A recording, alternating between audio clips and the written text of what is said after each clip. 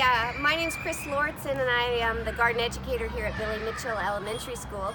And one of our recent projects was to create a Hugelkultur, which my dear friend and mentor Mike Garcia told us about. And the idea behind it was triggered when we had to remove a large magnolia tree. And so instead of just getting rid of the material from the tree to the dumpster, we decided to recycle it, which is kind of the basis behind the Hugelkultur idea.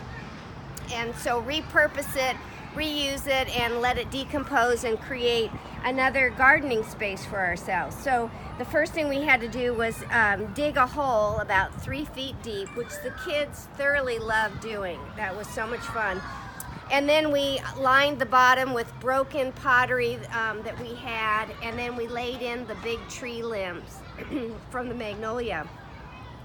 And then on top of that, we added the rest of the limbs and the leaves and other gardening debris. So it's a great way to recycle the materials from the garden, and the kids get to see that.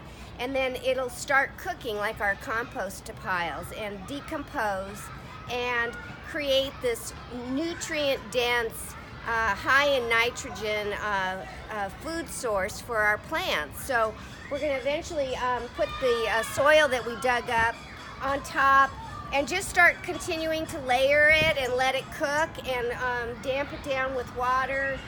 And then what's amazing, and I haven't seen this for myself yet, but what I've learned is that it eventually requires very little water and definitely doesn't need any additional nutrients. So it's really self-sustaining, and I love that idea, and I love the idea of sharing that with the kids.